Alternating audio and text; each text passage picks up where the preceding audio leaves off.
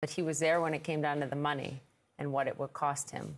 You hadn't seen him since 1996.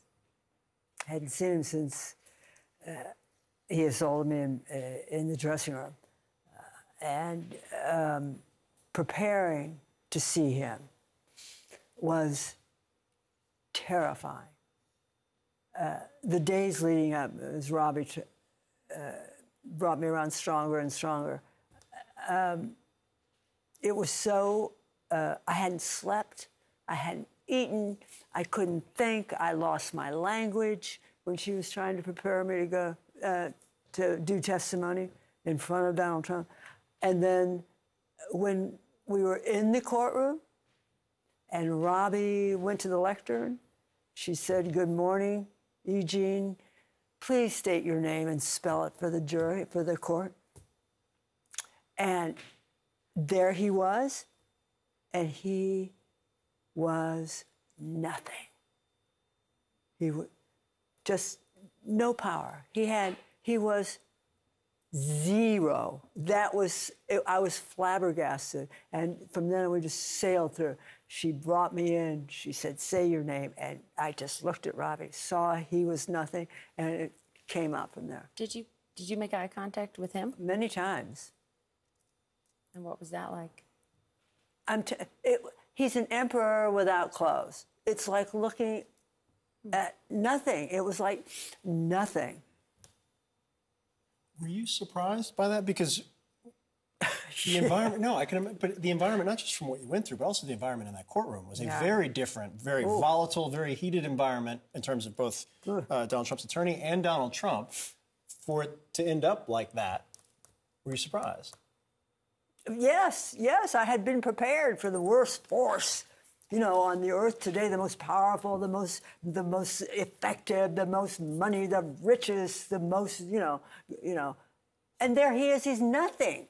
Why? It's just the people around him who give him the power. It's the emperor without clothes. It's Hans Christian Andersen's fairy tale.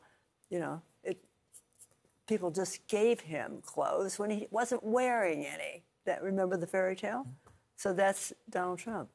Robbie, you're giving your closing argument, and Donald Trump gets up and he walks out. And I'm not sure if you could see him out of the periphery, right? I think your back was to him. But what did you think when you learned that he walked out? Yeah, so it's true. I didn't see him at all because I was facing the jury and he was to my left. But the judge said something. He told me that, he told the whole courtroom that he'd gotten up and left and walked out. And I thought to myself, whoa, like in a case about whether you can follow the rules or not, and you can not be a bully, not following the rules and acting like a bully is not a good move. So I thought to myself, like, okay, that's just going to give us more money, honestly. You got awarded over $83 million from this jury. Trump's obviously appealing. He has the right to do that. Big question over the next couple of weeks, is he going to get a bond for that $83 million? If he doesn't, when could your client see that money, or some of it? So he has two choices. He either has to post a bond, it's called an appellate bond, which requires him to put down 20%, or he has to deposit, which is what he did for the first verdict, the entire amount with the court. So 83 plus 9%, so call it $89 million. If he can't do either of those, then we can start collecting right now, and we will, for sure. Do you believe he can do either of those? I don't know. I don't know. He didn't get a bond last time, so maybe he's going to try to deposit the funds. I don't know what he'll do. Eugene, one of the paradoxical is probably the best word I can put it, dynamics of this moment for him, for the former president and his legal troubles, has been politically, he only seems to get more powerful within the Republican Party. I understand you've been focused on the trial, but do you see that? Do you have concerns, not based on your trial specifically, but just about the fact that this person who you've stared down in a courtroom has only gotten more powerful as all of this has played out, and you've won repeatedly in these cases? It is a paradox. For him, the courtroom was not a courtroom to him. It was a campaign stop. That was clear. So we had two different objectives. Ours was to win a case. His was to win voters. We'll see how that plays out, that he's using me to win voters. Sexual assault. A man found liable for sexual assault is using the woman he sexually assaulted to get votes. You may soon, though, have quite a bit of his money.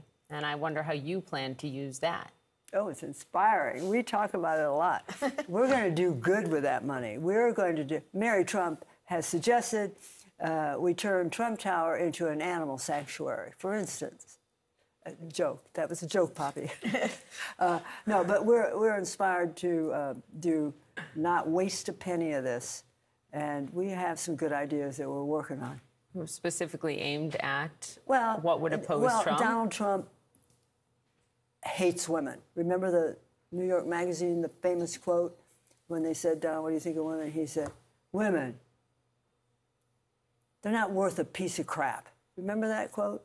And so I think one of the things we could do, seeing as how he's very instrumental in taking away women's rights over their bodies across the United States, maybe we can think about how we can restore women their rights. Use a little money for that. Do you think of what would happen if Trump is reelected?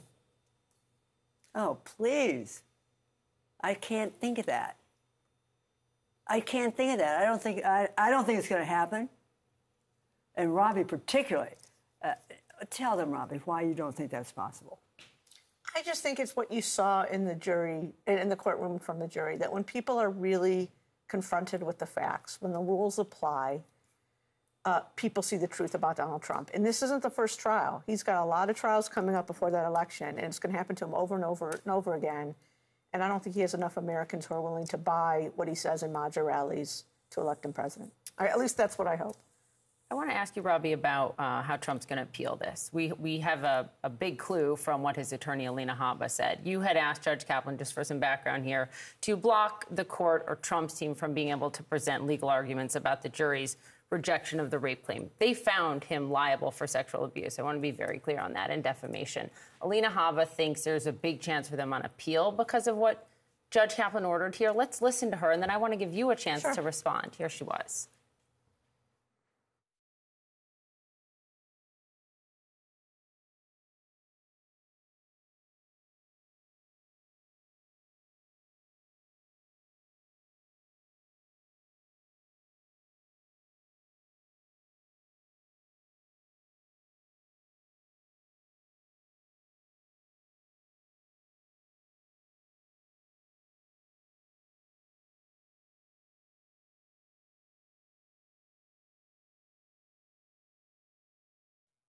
Your response, Robbie, and then you, E.G. Maybe you go first because you weren't next to her. You couldn't respond in that moment. Would you like to respond now?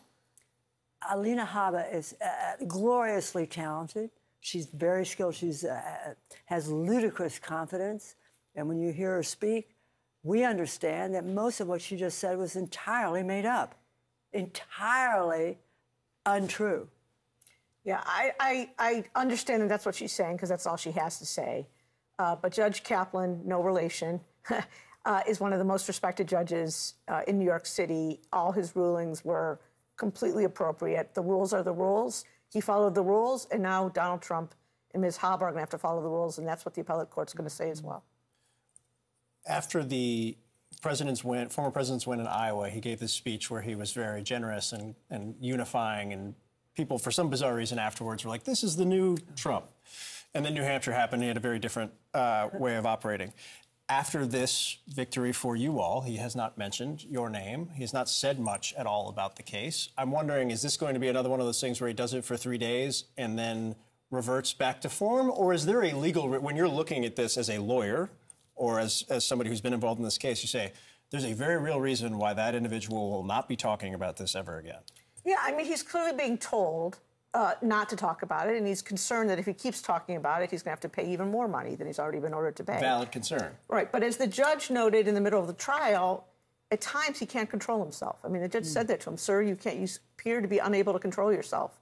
And if that part of him takes over, then he could say something again, And you're willing to bring another defamation case? Absolutely, everything's on the table. E.G., and often many women in this country and around the world aren't believed.